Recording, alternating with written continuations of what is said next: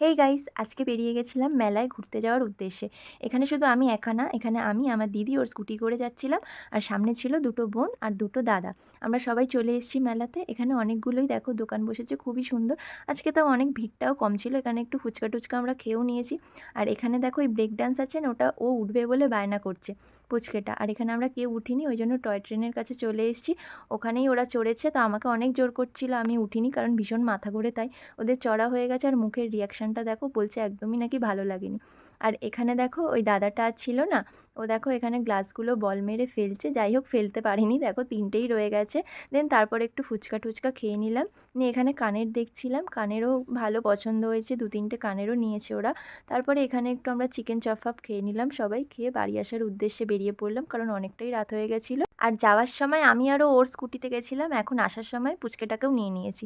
তো চলে এসেছি বাড়িতে, চলো টাটা।